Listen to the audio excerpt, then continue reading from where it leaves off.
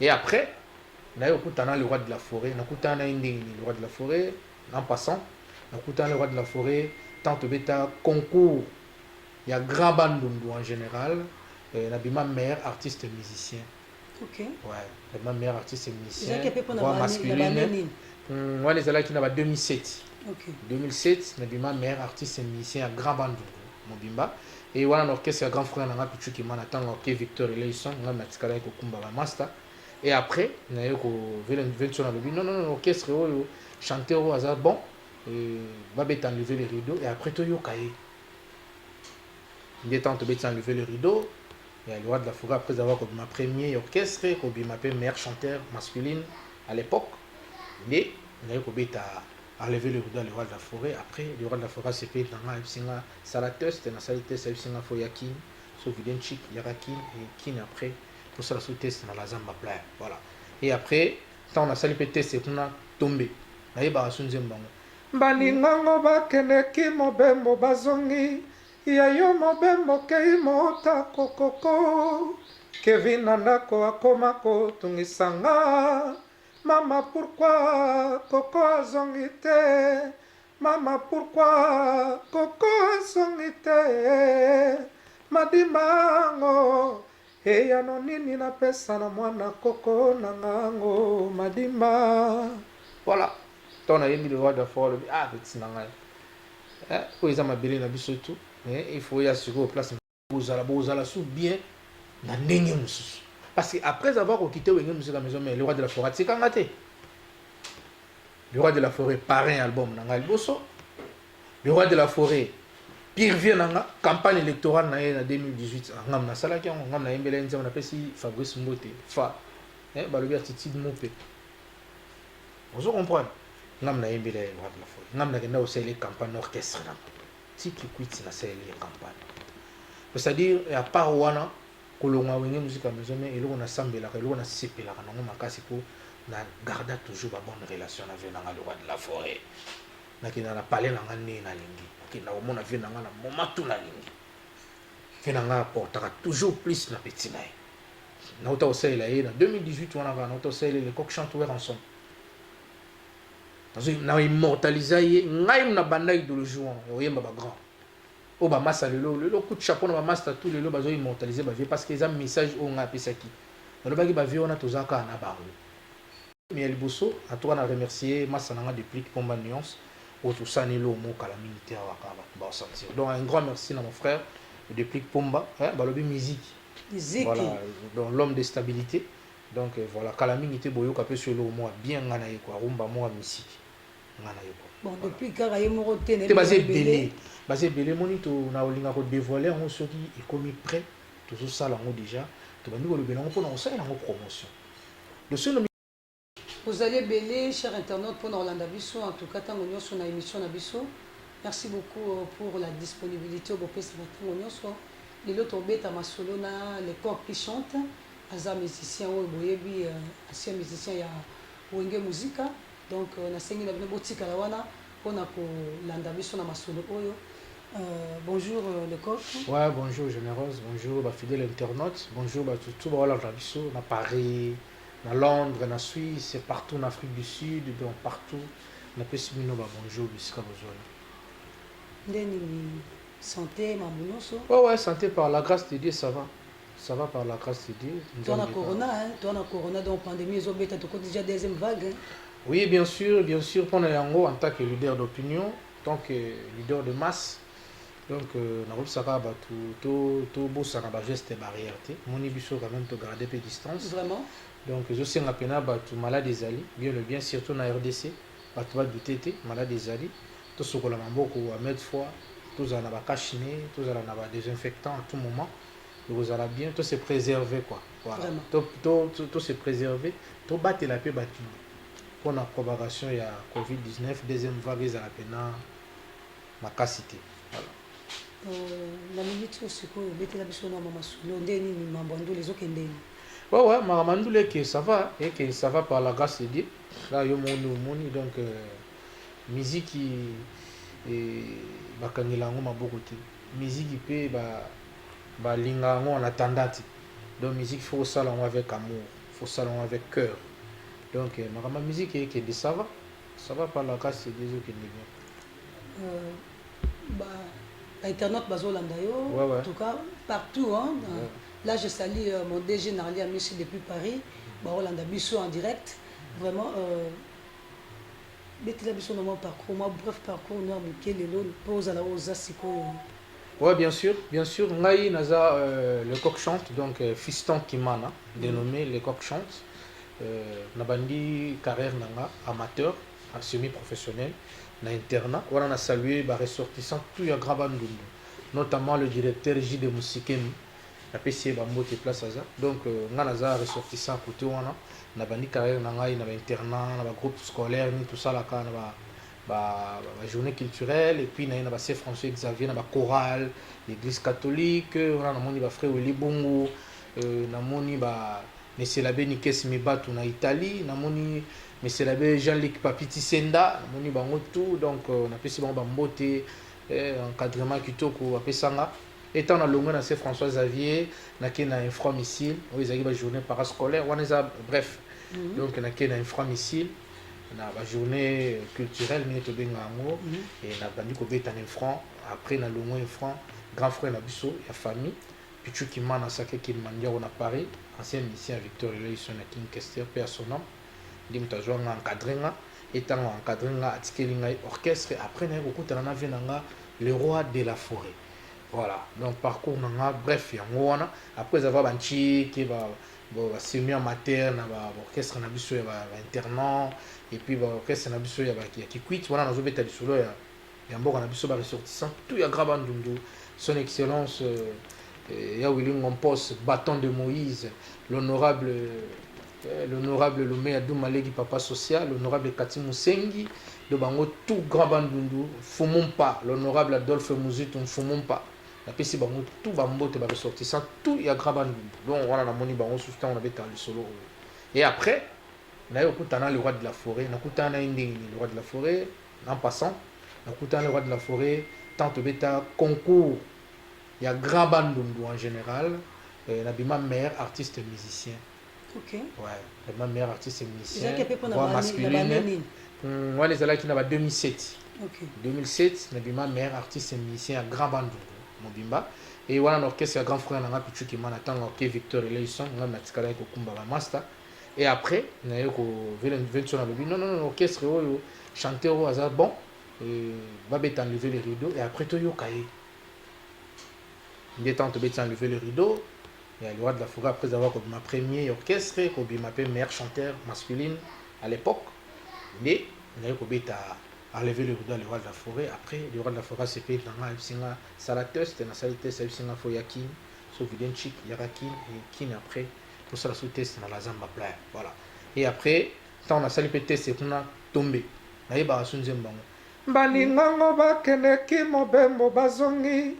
Yayo mobembo kei mota kokoko Kevin andako akoma kotungisanga Mama pourquoi koko azongi te Mama pourquoi koko azongi te Madimango Eya no nini napesa na mwana koko nangango Madima. Voilà. Ton a mis le roi de fort c'est nangai. Où ils ont ma belle na biso tout. Mais il faut y assurer au place de Marambizala. À l'époque, la Zamba Playa, Denaya, la Pessimbo Tenave Nangai parisien Bongolais qui depuis les États-Unis d'Amérique. Ça m'a scondé na kata la Zamba. La Zamba, il y a un moment où on a Pessimbo Te, na Kendaka Nganaï. Le temps où on a eu comme on a vu un pauvre Bruno Dika, personnel, Bambongo Belé, si la Sama Bilaz à la Kana Mbongo, personnel, Venanga Bruno Dika. Et tant on a eu.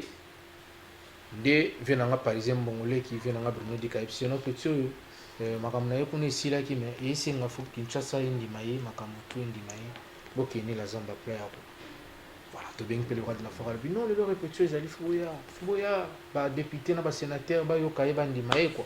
Voilà, ndina kendana ngala yi parce que to kendana compresseur ka bisomi balé à deux places ka yo ngala mema mutute tant on a commis na pesi makambu batu basepeli epesi makambu nango esali makambu nango et voilà kuna naimba mo banzimbo ebele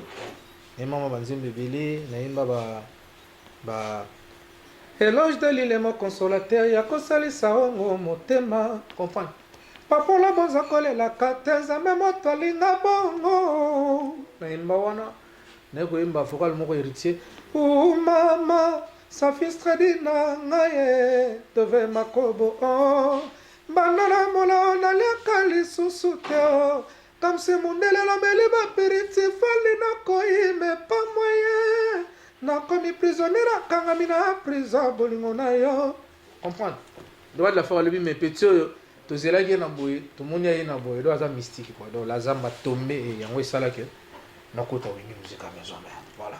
Mais lelo oza suna kata wenge te. Non, lelo naza suna kata wenge te, ça fait un bout de temps, donc ça fait combien de temps déjà? Depuis 2013 hein. Depuis 2013 lelo ça fait 8 ans passés. 8 ans passés déjà où ça là que na quitté wenge musique à la maison mère mais en bonne et due forme.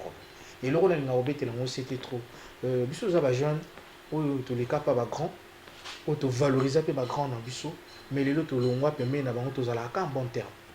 Donc, nous avons parmi les révolutionnaires ou les jeunes artistes, d'abord, respecter les grands, ou valoriser les patrons, les ex-patrons, les coq chante.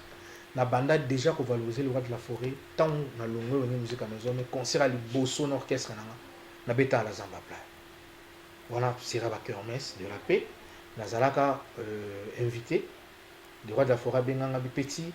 Et qu'on a eu ils ont bêta makasi ko masango na yo ya faut bêta na zamba playa na surprise merci naya ngam na bandang makambo no zumona mais ce que comme rande nini du coup au vandi boy va yambi yo à partir musika va bengi sur ye et puis au komi wana pesipe makamba on après au décider sur tika la zamba bon généreuse au moni ba fidèle internaute ba otala biso to ko sara bangote moni to le bela bango ba vérité ou parfois ba ne ba zebele bazo quoi ba Canada wana ba otala biso comprendre voilà ba otala biso na ba Paris ba otala biso na ba Suisse na ba Italie ba Sylvie na ba otala biso comprendre ça dit les ana makamsu ba force ngote makamsu ba force kati moni to pesa na ba rendez-vous belé pour une émission mais lelo ko razizi parce que nzamba linga kizala lelo de ba journée on a nous se bané ou raté na musique tanga makiti ngai pe tanga makike na kota wonyo musique à maison na apprendre na ko apprendre na suka wana na niveau on se comprendre donc bilo on se forcer comprendre bien que ils ont pesa mela on ningo lingiti mais monsieur ça vous forcer te moni que lo mo boye na facilement on se comprendre voilà donc yé na on est ba fiston mo manakati ya Canada ba otala biso boye comprendre mais le voilà ndengo na kati ya wenge muzika vers les qui ont déjà parti à musique ou na kati ya wenge muzika du coup et le roté bolali bolamuki boye va moni décision ya petu alela ki wana kitenga na lingi sur TV donc abona bino yebisaka no ezaka no vende ni to problème ni ko mara wana peut-être ozoboma moi secret mo na kati wana te non secret ko bombe ezate secret za ka déception bato bakabona ka ton déception yaka so déception les ate que déception mo ba sali yo ka nkomo non parfois ba décevoir na non déception ça ba ndenge bele parfois ils a deux jours na nga ils allaient que na zo iloko mo bo songolo na zu yango te de ma part il vous a déception pour nanga mais au moment où nga par exemple na ba ko sala analyse ya ngonga na bi ko sala analyse ya ko saisir opportunité na monaki ke place oyo pesa melinga nazala nakutana ve na le roi de la forêt. On comprend. Nakutana venanga papa chéri par exemple, nakutana venanga waze quoi, venanga quadra koraman, ferregola, fali pupa. Mais na lekela musu na bandinga bo. Na peut so comprendre. Ça dit na biblo monsieur za la royer au continue orchestre, balingi au sala musala na une tanga makiti. Et comme ba niveau par exemple oyo bat bazo zilela. Mais nzamba ko sala suma kam na yebo bo raccourci mo be bozala sou bien na ndenge mususu parce que après avoir quitté wenge musique à maison mais le roi de la forêt c'est kangate le roi de la forêt parrain album na ngal bosso le roi de la forêt pire vient na campagne électorale na 2018 ngam na sala ki ngam na yembele nzamba na pesi Fabrice Mbote fa ba le attitude mopé on se comprend ngam na yembi la loi de la forêt ngam na kenda osali campagne orchestre na tiki kwiti na sali campagne c'est-à-dire à part wana kolonga wenge musique à maison mais eloko na sambelaka eloko na sepelaka nango makasi po na garda toujours ba bonne relation avec na loi de la forêt nakina na parler na ngane na lingi kina omona vie na ngana moment tout na lingi vie na ngana portera toujours plus na petit na na auto osala ye na 2018 wana na auto osala les coq chanteurs ensemble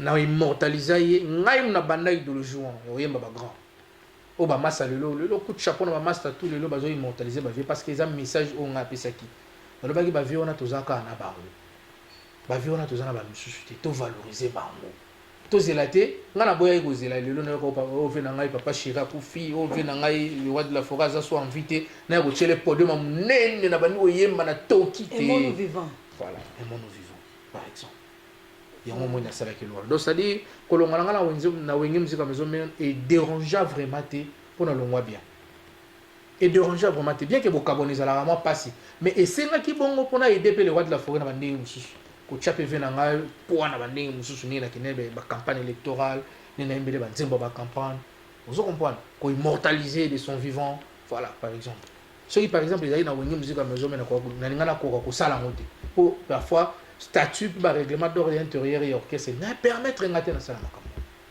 voilà bon na minute ozo est vrai wa présent na move na yoto ouais actuellement on a na carrière na solo carrière na nazo bunda l'album a liboso na ko bimisa une de temps voilà maintenant actuellement nazo bimisa single mususu la pangai donc déjà combien d'albums depuis Oza album moko mais plusieurs singles c'est-à-dire ouais dans un album moko il y a 12 titres on a bimisaki mais bimaki progressivement c'est-à-dire bimaki single par single le single par single bien bimisaki album on a signe de temps voilà maintenant projet on a tellement c'est là 2020 sili parce que to continue projet mususu voilà donc on a la single moko mikolo parce que dans le bac 2021 oyo eza année na ngai ba featuring parce que album na ngai liboso signe de temps na saleka ngai featuring na ba artiste na ngai donc na betaki ngai na ngai na ba musicien na ngai maintenant cette fois-ci on a décidé qui dans le 2021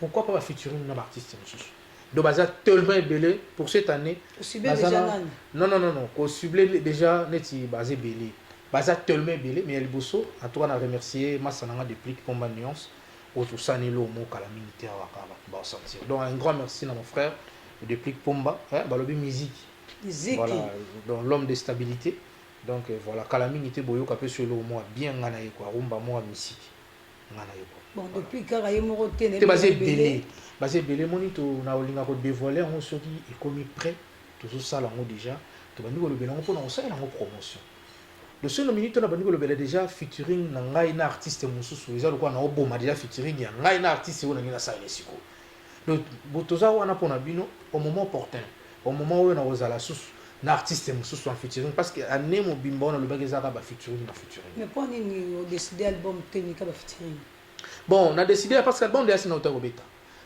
oyo peut toza nango eza projet mususu album mais album on eza beaucoup plus ba featuring ndenge na zoki décision ndenge na lobaki donc année oyo eza beaucoup plus ba featuring parce que featuring alboso na pesa ki artiste na ngai opportunité na yemba ina bango parce que c'est album ya liboso na yemina bango plus de 12 titres ils en a ba générique plus de 4 génériques vous comprenez oui rumba ya danger na betina bango ba ya zozo mibali bakanisaka fidélité za kaka na féminin aya zozo yazozo ateki lopango asombi desa eseteke kobula brusquement sali accident ekomi na quartier sokolingo samba motuka tuna yazozo ozo comprendre banzembo ezi ebele jo esulu na pameli molimo akoboyanga molimo bokabwani rezo na ngai lelo nakobomba te lamour ebandaka kopesa diplome ya sentiment blaise mboko evandisi yo na ba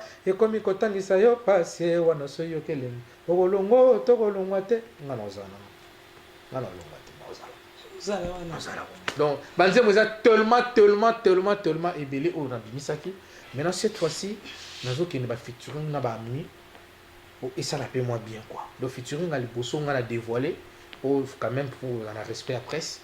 Donc bah la besoin yo ka elo ni to non. Featuring à liboso on a dévoilé ils en a dépliqué pour ma nuance. Voilà. Autant on dit quelques temps déjà c'est que dans na début tout ça va février ba. Oui, bien sûr février quand on est tout ça déjà boinga déjà dans un studio déjà. Donc on a dans un studio déjà si na banda qui venanga les mi battement na poto ya kala. Na Paris, à Yebi, on comprend.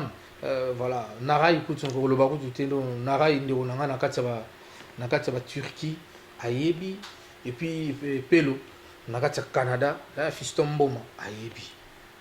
Donc c'est-à-dire dans le studio on a aux obeta banzembo, nzembo featuring go boroke, on a des pliques yangwana. Ouais, yangoni na osala. Ce qui est sili, to bimisi yango, na robenga bino lisusu, to okuta na lisusu pour na dévoiler sur nzembo ya.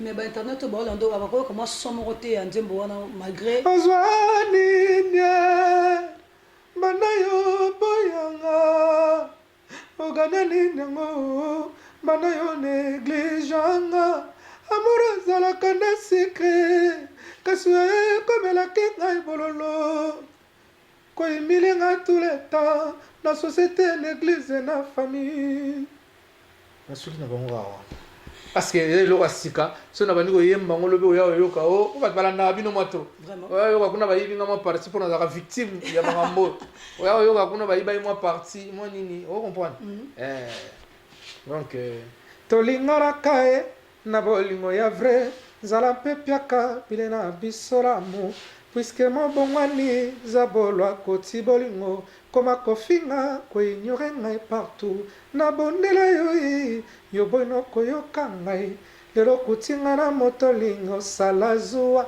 lapanga iko comprendre titre na lapanga déjà Narli Ami je vous salue voilà. Je salue le colonel Tshisekedi motemo ya Denis Betou je vous salue est-ce que move wana tango donc je évolue bon ça move yo moko tango longo la sambo yo sali to o vatika ki wana ga yango kolisa ki to ndeni non mouvement na ngeza tonka na longo la zamba playa to na longo wenge musique à maison na yaki mbala moko na bulu ya sala album et nzamba sala ki que ba ya pe ba master ba blanchard ba boussole ba ndiba c'est ba Joyce Tempo ba c'est bon ebele ba y peut ko rejoindre nga to ko bana ka bango pe na beti na bango concert à liboso na la zamba ka bango pe na bango pe na beti na bango album bango pe na beta na bango so ba makambe belé donc orchestre ça to répétera chaque mardi vendredi et tout temps aux albums Nicolo n'epoka oui ba couvre-feu ba nini moi chaque dimanche tous allez na NTV-X ou à Villa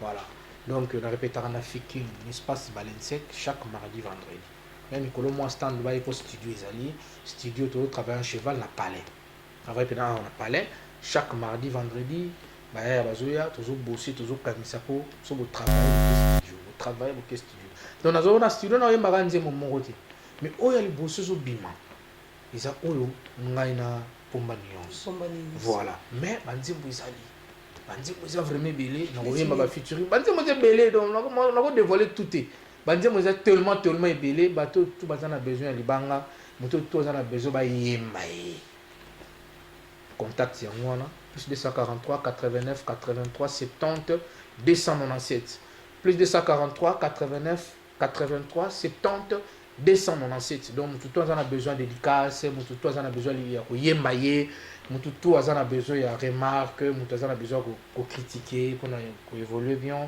tout en a besoin de suggestion tout en a besoin apport na ye peut mener artiste numéro na pesi ngamoko maoyamba moi na pena ngamoko voilà donc bato bazela pena makamba beza moni makamba musique yango tolinga solo bandini mingi mais pour il faut passer la rapport ils ont ma musique tolinga nde tosala mwa mingi ne tosala so émission mosusu pena bando ya guitare eza wana nga naza wana na bandanga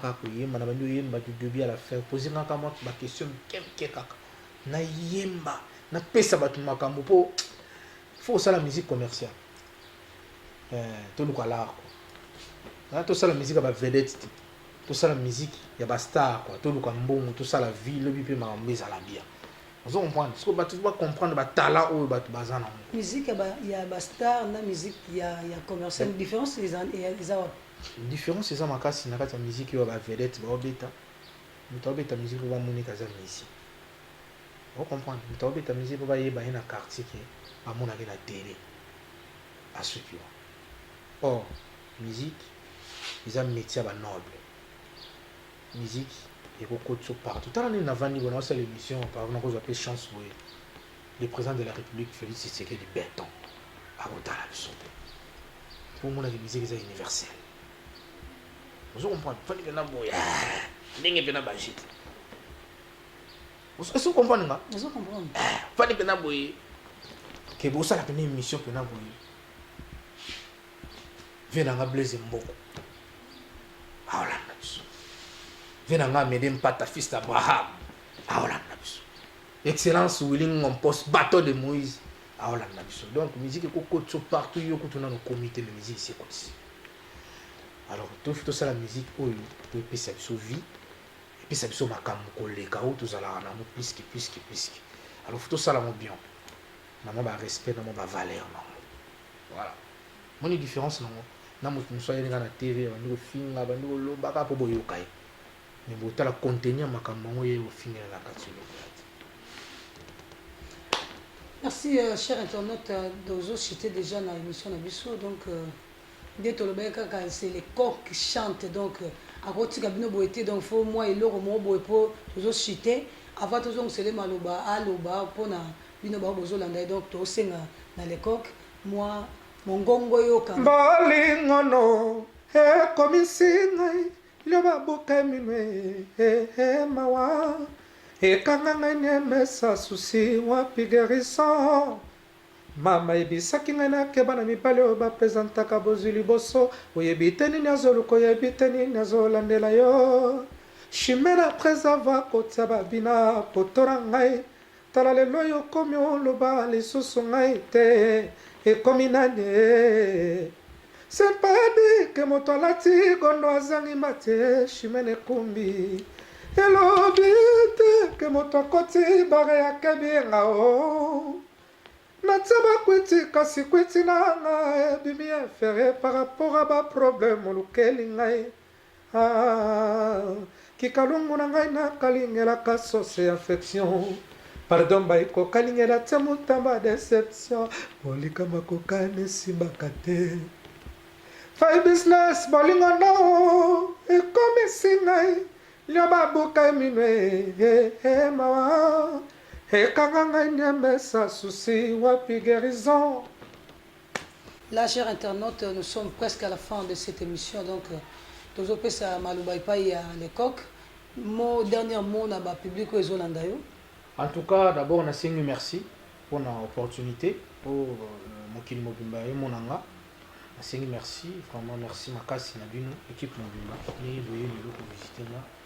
Et puis, na websaka batu bazela vraiment eloko na bango oyo bango balingaka parce que na yebi ke balingaka la bonne musique bazela ngo vraiment bakozala toujours ya kosepela bakozala dessus te bakozala toujours ya kosepela parce que na osalela bango mosala kitoko makasi donc bazala wana baosepela vraiment cette fois-ci tosala makambo lolenge mosusu quoi. Donc cette fois-ci tout ça puis nous aussi vraiment un grand merci na bateau tout bateau soutenir là bateau tout bateau main forte na bango pour œuvre au tout moment puis ba studio parce que les producteur ba la soutenir là on c'est qu'appel na bateau tout ya bonne volonté pourquoi pas mon colonel Chichi tu sais qui dit de maman Denise Betou pourquoi pas ngapena yembetu et ça la ngabe banzembo lokwa ba obo. Et ça, on a bien en casse. Pourquoi pas à mon directeur Jean-Jacques Soki, Panorama Média, le puissant directeur. Pourquoi pas à mon vieux Amédée Mpata, fils d'Abraham. Amédée Mpata, fils d'Abraham. Pourquoi pas mon président Blaise Mboko, futur honorable M. Mouamba. Donc, nous avons la rabato basungaka biso nous avons un grand merci le appel au Mboma na kati ya Montréal kati ya côté wana donc na pesi na ba mota trop puis ba merci na ve nanga Alemi Batu mona poto ya kala ve nanga service ngudi ve nanga Guy Makobo na Lyon pesi bino bambota trop. Et puis Nerai Kibungi na kati ya Istanbul quoi. Mandela na kati ya Istanbul. Donc merci à trop pour ba soutien. Et puis mon directeur il y a bien l'honorable J.D. Musikemi. Venanga ya kati venanga ya Palerme pesi bambota trop. Voilà, puis base mobimba venanga Gilles Waka Bavaria. Batutu ya Londres na pesi bino bambota trop na lingaka bino trop. Numéro nanga ya contact yango na Sylvie yenga na Italie, la reine des tatous. Numéro nanga ya contact yango na plus 243 89 83 70 297. Bon vous allez de suite. Moto tout a besoin de yemba ye, moto tout a besoin de boire kaye. La porte est grandement ouverte. Bobenga, vous contactez l'artiste, c'est le moment tout en a studio. Voilà, na pesi bino bambota trop, na pesi ba Bebe Makobo, ba Sadej Kimana, ba Nadej Kimana. Batutu bambota trop bashimene kumbi na moni na Angola ba Christelle Boanga na pesi ba Gilles Pambola Mignon alimentation Bianca na pesi ba Niclette Bungu salon Niclette Bungu na pesi bino tutu bambote quoi tous ensemble. Merci beaucoup. Merci to comme na suka émission na biso en tout cas tozotika bino kalaté. Là je profite encore de saluer Jean-Sébastien depuis Paris, les grands réalisateurs. Je salue en tout cas Wendes Makwati, je vous salue. Je salue encore le Parisien Lek Lulendo. Mes salutations à toute l'équipe des Axes Nord-Sud Média de Paris ainsi que de Kinshasa, plus particulièrement à Régie Kanzonzi RK. Je salue encore toute ma famille entière. Donc, chers internautes, restez connectés avec nous. Donc, je vous retrouve à la prochaine. Là, je vous dis bye.